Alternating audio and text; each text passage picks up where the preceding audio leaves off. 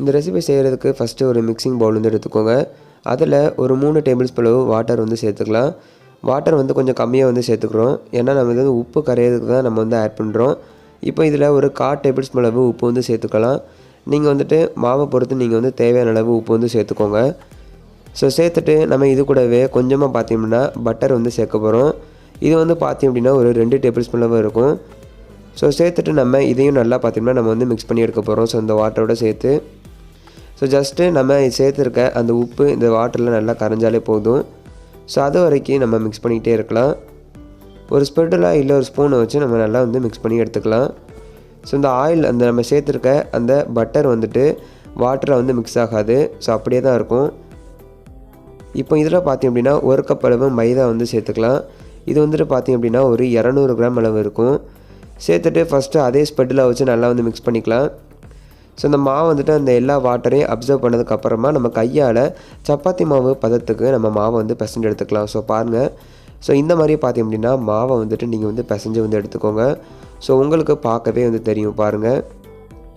So இந்த மாதிரி பிசைஞ்சு எடுத்ததுக்கப்புறமா அதில் வந்து கொஞ்சமாக ஒரு உருண்டை எடுத்து நம்ம சப்பாத்தி கல்லை வச்சு நல்லா வந்து திரட்டி அதை வந்து ஒரு ரவுண்டு ஷேஃபுக்கு நீங்கள் வந்து ஆக்கிட்டு அதை வந்து ஒரு ஓரமாக வந்து வச்சுருங்க.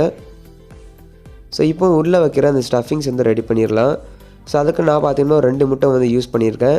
இதில் ஒரு 1/4 டேபிள் ஸ்பூன் அளவு லைட்டாக உப்பு சேர்த்துட்டு நல்லா வந்து ஒரு ஸ்பூன் வச்சு நல்லா மிக்ஸ் பண்ணிக்கலாம். ஸோ சேர்த்துட்டு முட்டையை நல்லா பீட் பண்ணதுக்கப்புறமா நம்ம எடுத்து வச்சுருக்க அந்த பேனில் வந்துட்டு சேர்த்துடலாம். ஸோ நம்ம வந்து ஃபஸ்ட்டு முட்டை பொரியல் எப்படி வந்து பண்ணுவோமோ ஸோ அதே மாதிரி ஃபஸ்ட்டு முட்டையை நம்ம வெறுமனையாக பேனில் சேர்த்து நல்லா வந்துட்டு மிக்ஸ் பண்ணி எடுத்துக்கலாம். ஸோ நல்லா ஹை ஃப்ளேமில் வச்சுக்கோங்க. அப்போ தான் நம்மளுக்கு அந்த முட்டை வந்து நம்மளுக்கு திரண்டு வரும். ஸோ சேர்த்துட்டு இந்த மாதிரி வந்து நம்ம கிளறி விட்டுக்கிட்டே இருக்கும்போது அந்த முட்டை வந்து நம்மளுக்கு நல்லா வந்து கெட்டியாகி வரும். ஸோ சேர்த்துட்டு நல்லா வந்து மிக்ஸ் பண்ணதுக்கப்புறமா இதை வந்துட்டு ஒரு ஓரமாக வந்து வச்சுருங்க. இப்போ பார்த்தீங்கன்னா உங்களுக்கு தெரியும் நம்மளுக்கு முட்டை நல்லா வந்து கெட்டியாகி வருது. இது வந்து ஜஸ்ட்டு ஒரு 2லேருந்து ஒரு 3 நிமிஷம் ஆகும். நல்லா ஹை ஃப்ளேமில் வச்சு பண்ணுங்கள். அப்போ தான் நம்மளுக்கு சீக்கிரம் வரும். அப்போ தான் முட்டை நம்மளுக்கு நல்லா வந்து இந்த பொரியல் மாதிரி வரும்.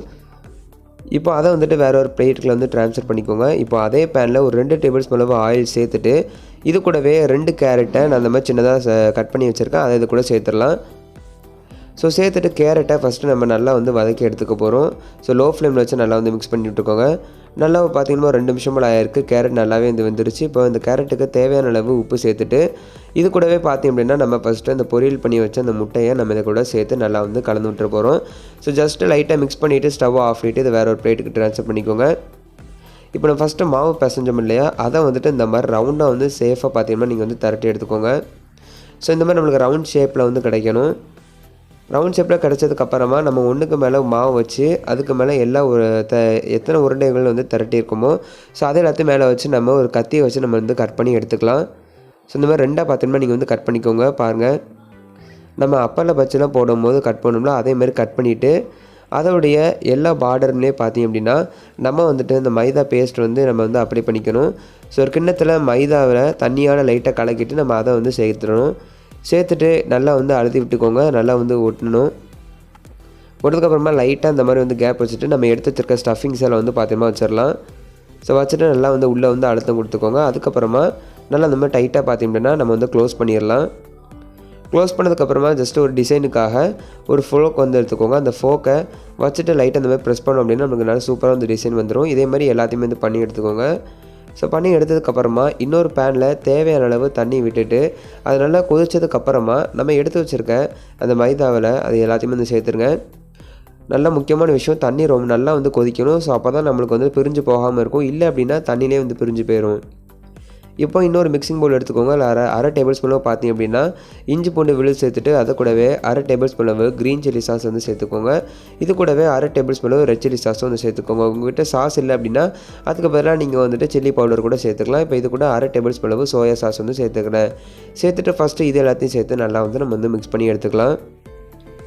ஸோ இது எல்லாம் நல்லா மிக்ஸ் ஆனதுக்கப்புறமா இப்போ இது கூட பார்த்தீங்கன்னா சாப்டு கறி லீவ்ஸ் வந்து ஆட் பண்ணிக்கலாம். குட்டி குட்டியாக நறுக்கின கறி லீவ்ஸ் வந்து சேர்த்துக்கோங்க, கருவேப்பிலை. இப்போ இது கூட அரை டேபிள் ஸ்பூன் சில்லி பவுடர் வந்து சேர்த்துக்கலாம். ஸோ அந்த கலருக்காக நம்ம வந்து சேர்க்குறோம். சேர்த்துட்டு நல்லா வந்து மிக்ஸ் பண்ணிக்கோங்க. நம்ம எதுக்கு அந்த சாஸ் வந்து சேர்க்குறோம் அப்படின்னா, அந்த சாஸ் வந்துட்டு ரொம்ப வந்து உரைப்பாக இருக்காது. நல்ல ஒரு ஃப்ளேவர் கொடுக்கும். ஸோ அதுக்கு தான் வந்து நம்ம சாஸை வந்து சேர்க்குறோம். இப்போ இது கூட டொமேட்டோ கெச்சப் வந்து ஒரு 2 டேபிள் ஸ்பூன் சேர்த்துக்கலாம், கரெக்டாக இருக்கும். ஸோ சேர்த்து எல்லாத்தையும் நல்லா வந்து மிக்ஸ் பண்ணிக்கலாம். ஸோ இதெல்லாம் நல்லா மிக்ஸ் ஆனதுக்கப்புறமா இது கூடவே பார்த்தீங்க அப்படின்னா நம்ம சூடான எண்ணெய் வந்து சேர்த்துக்கலாம். ஸோ நல்லா சூடான எண்ணெய் ஒரு 2 டேபிள் ஸ்பூன் வந்து சேர்த்துக்கோங்க. சேர்த்துட்டு நல்லா வந்து மிக்ஸ் பண்ணிக்கலாம். மிக்ஸ் பண்ணிவிட்டு இதில் ஒரு 5 நிமிஷம் அப்படி விட்டுருங்க. அப்போ தான் அதில் இருக்க பச்சை வாசனை எல்லாம் போகும். அப்படியே 5 நிமிஷம் கழித்து நம்ம அதில் தண்ணி வந்து சேர்க்க போகிறோம். இது வந்துட்டு ஃபஸ்ட்டு நம்ம இந்த மைதா மாவு வந்துட்டு நம்ம வந்து பாயில் பண்ணோம்ல, ஸோ அந்த வாட்டர் வந்து சேர்த்துக்கோங்க. ஸோ சேர்த்துட்டு இப்போ நம்ம பாயில் பண்ணி வச்சுருக்க அந்த மைதா எல்லாத்தையும் இது கூட வந்து சேர்த்துடலாம். ஸோ சேர்த்துட்டு இது ஒரு தடவை கலந்துட்டுக்கோங்க. அவ்வளோதான் ஃப்ரெண்ட்ஸ், ரொம்பவே சூப்பராக டேஸ்ட்டான சைனீஸ் ஸ்டைல் டம்ப்ளிங் சூப் எப்படி பண்ணால் சொல்லலாம் நம்ம இன்றைக்கி இந்த வீடியோவில் பார்த்தோம். இந்த வீடியோ பிடிச்சிச்சின்னா மறக்காமல் நம்மளுடைய சேனலை சப்ஸ்கிரைப் பண்ணிக்கோங்க. இது போல் வீடியோஸை மிஸ் பண்ணாமல் பாருங்கள். தேங்க்ஸ் ஃபார் வாட்சிங்.